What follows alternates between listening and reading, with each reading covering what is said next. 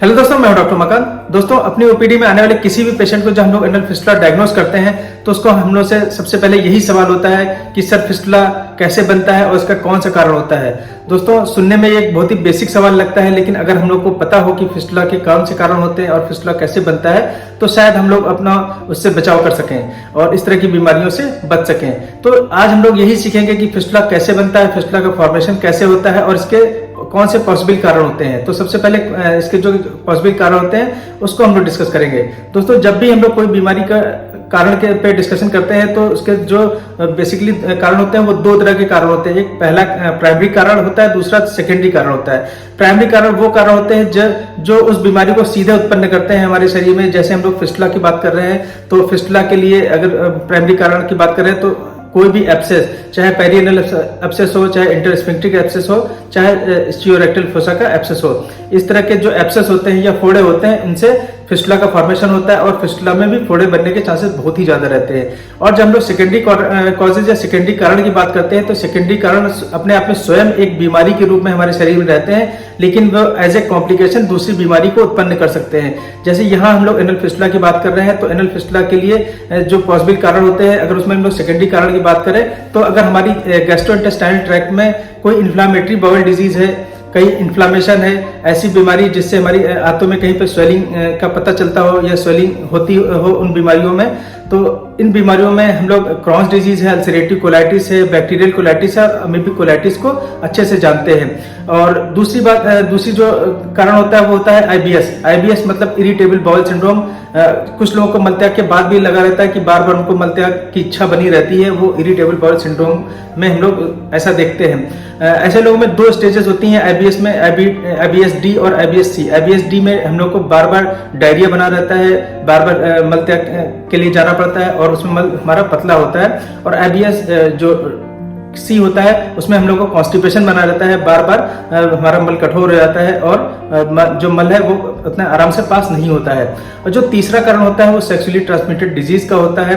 और चौथा कारण है अगर हमारे शरीर में कहीं पे भी ट्यूबरकुलोसिस का कोई बैक्टीरिया पड़ा है, इससे भी हम लोग को एनल कैनाल में इस तरह के एनल फिस्टुला बन सकते हैं। चौथा कारण होता है कोई एनल ट्रॉमा। एनल ट्रॉमा में हम लोग बहुत बार देखते हैं कि जो एनल फिशर है एज ए बीमारी के रूप में होते हैं। हमारी जो एनल कैनाल होती है उसमें लॉन्गिट्यूडिनल कट के रूप में फिशर होते हैं। अगर बार बार हमारी एनल कैनाल में कोई भी ट्रॉमा हो रहा है तो उससे इस तरह के फिस्टुला बनना बहुत ही संभव होता है। और हम लोग बहुत ही बार देखते हैं कि एनल फिशर से एनल फिस्टुला का कन्वर्जन बहुत ही ज्यादा होता है। उसके बाद जो कारण होता है, अगर किसी को सीवियर कॉन्स्टिपेशन है, बहुत ही हार्ड मल उसको पास हो रहा है, उससे भी इस तरह के फिस्टुला का फॉर्मेशन हम लोग देखते हैं। और क्रॉनिक डायरिया की स्थिति में भी हम लोग इस तरह के फिस्टुला का फॉर्मेशन देखते हैं। क्रॉनिक डायरिया में अगर हम लोग कहें तो किसी भी व्यक्ति को अगर 3 बार से ज्यादा मलत्याग के लिए जाना पड़ता है तो उसको हम लोग डायरिया कहते हैं। और अगर यही कंडीशन काफी दिन तक बनी रहे तो ये क्रॉनिक डायरिया की कंडीशन होती है।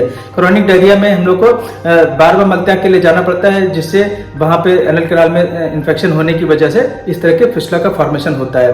तो अगर हम लोग अब सारी चीजों को जल्दी से समराइज करें तो हम लोग इन्फ्लामेटरी बाउल डिजीज है, इरिटेबल बाउल सिंड्रोम है, ट्यूबरकुलोसिस है और सीवियर कॉन्स्टिपेशन हो गया, या हम लोग को डायरिया हो गया, क्रॉनिक डायरिया हो गया, सेक्सुअली ट्रांसमिटेड डिजीज होती हैं, एनल ट्रॉमा हो गया। और एक और चीज होती है, जैसे किसी को कैंसर होता है उसके बाद में जो रेडिएशन थेरेपी दी जाती है उससे स्यूडो मेम्ब्रेनस कोलाइटिस होती है, जिसकी वजह से भी हम लोग इस तरह के फिस्टुला को बार बार देखते हैं, एनल कैनाल में इसका फॉर्मेशन होता है। तो इस तरह ये जो पॉसिबल कारण है इसमें प्राइमरी कारण भी हम लोगों ने देखे और सेकेंडरी कारण भी देखे।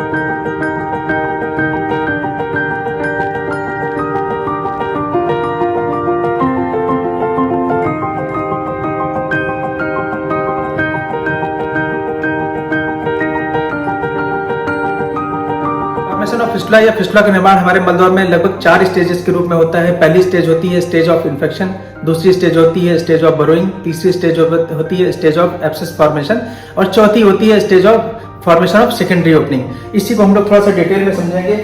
जो स्टेज ऑफ इन्फेक्शन होती है उसको समझने के लिए हमें यहाँ अपने मलद्वार में जो स्फिंक्टर होती हैं इनको थोड़ा सा ध्यान से देखना पड़ेगा। जब हम लोग इस इमेज को ध्यान से देखेंगे तो हमारे इंटरनल स्फिंक्टर और एक्सटर्नल स्फिंक्टर हम लोग को यहाँ दिख रहा है, जिसमें बीच में इंटर स्फिंक्टिक स्पेस दिख रहा है। और अगर हम लोग थोड़ा सा ध्यान से देखें तो यहाँ पे एक स्ट्रक्चर हम लोग को दिख रहा है जो कि एनल ग्लैंड है। एनल ग्लैंड अपने एनल साइनस के थ्रू एनल क्रिप्ट में अपना जो सिक्रीशन होता है वो ड्रेन करती है। जब भी हमारे हाथों में कोई भी इन्फ्लामेशन होता है या अभी जो हमने जिन कारणों की चर्चा करी है उसमें जो भी फैक्टर अगर वहां पे मौजूद है तो उसकी वजह से भी हम लोग को यहाँ पे फिस्टुला का निर्माण होना तय होता है। और जब हम लोग देख रहे हैं कि ये जो एनल ग्लैंड हम लोग को यहाँ जो दिखाई पड़ रही है, अगर इसमें कोई भी प्राइमरी इन्फेक्शन होता है तो हमारी पूरी ग्लैंड इन्फेक्टेड हो जाती है। पहले उसकी क्रिप्ट होती है, उसके बाद में ये पूरी ग्लैंड इन्फेक्टेड हो जाती है, जिसको हम लोग क्रिप्टोग्लैंडुलर इन्फेक्शन कहते हैं। क्रिप्टोग्लैंडुलर इन्फेक्शन मतलब स्टेज ऑफ इन्फेक्शन की पहली स्टेज होती है। लगभग 80% जो हम लोग को फिस्टुला बनते हैं उसका फॉर्मेशन यहीं से स्टार्ट होता है। दूसरी स्टेज जो होती है स्टेज ऑफ बरोइंग। अगर स्टेज ऑफ बरोइंग को हम लोग देखें तो इस इमेज में हम लोग थोड़ा सा ध्यान से देख के समझने की कोशिश करेंगे। ये एनल कैनाल की इमेज है और यहाँ पे हम लोग को यहाँ पे एनल ग्लैंड अच्छे से दिखाई पड़ रही है। और जो ये इमेज हम लोग को इसमें दिखाई पड़ रही है, जब भी ये पहली स्टेज में ये ग्लैंड हमारी इन्फेक्टेड होगी, दूसरी स्टेज में इसमें एक्सपेंशन होना चालू होगा, क्योंकि इसमें जो इन्फ्लेमेशन होता है, जो भी सड़न होती है उसकी वजह से इसमें स्वेलिंग आती है और इसका साइज बढ़ना चालू होता है। तो ये चाहे पेरिनल स्पेस में है, चाहे इंटरस्फिंक्टिक स्पेस में है, सुप्रालिवेटर स्पेस में है या एस्चियोरेक्टल स्पेस में, किसी भी साइड में ये ग्रोथ कर सकती है। जो सेकंड स्टेज होती है इसी स्टेज में फिस्टुला का पैटर्न डिसाइड होता है। उसके बाद तीसरी स्टेज जो होती है स्टेज ऑफ एब्सेस फॉर्मेशन। जब हम लोग यहाँ देख रहे हैं कि यहाँ पे इस इमेज में हम लोग अगर ध्यान से देखें तो एक एब्सेस हम लोग को यहाँ दिख रहा है। इस अपने इस प्रोसेस के दौरान, इसके फॉर्मेशन के प्रोसेस के दौरान जो थर्ड स्टेज होती है उसमें यहाँ पे जो हम लोग को लूज कनेक्टिव टिश्यू या एरियुलर टिश्यू मिलते हैं, उसमें यहाँ पे जो कलेक्शन होता है, यहाँ पे जो इन्फ्लेमेटरी सब्सटेंस होते हैं वो आके यहाँ पे कलेक्ट होके एक एब्सेस का फॉर्मेशन करते हैं। तो जो तीसरी स्टेज होती है स्टेज ऑफ एब्सेस फॉर्मेशन, उसमें हम लोग देखते हैं यहाँ पे जो पस का कलेक्शन होता है और इसी स्टेज में हम लोग को सिम्टम आना चालू होते हैं।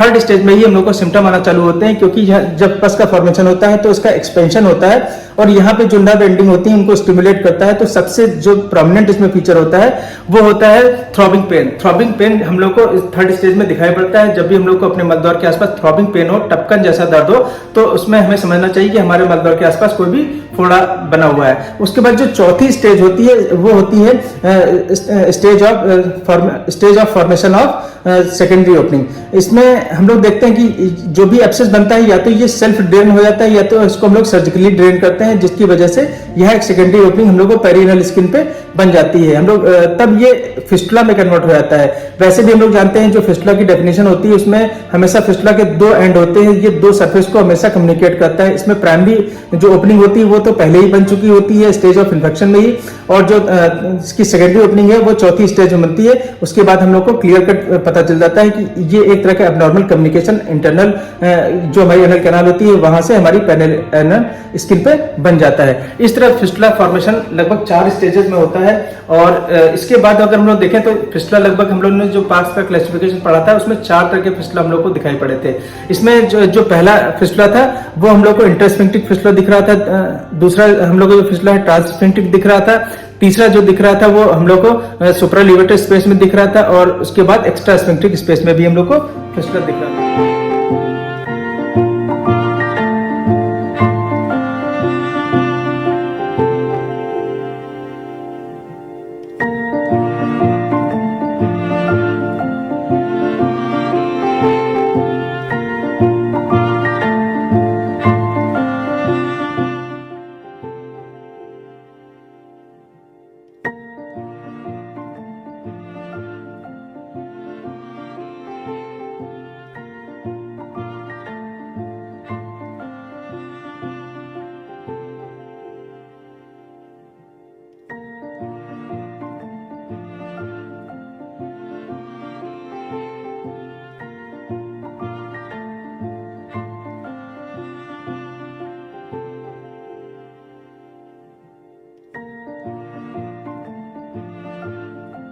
तो इस तरह जो फिस्टुला का फॉर्मेशन होता है लगभग 4 स्टेजेस में होता है, और ये जो स्टेजेस होती हैं ये इसके फॉर्मेशन को बनाती हैं, और इसके बाद ये स्टेब्लिश फिस्टुला में कन्वर्ट हो जाता है।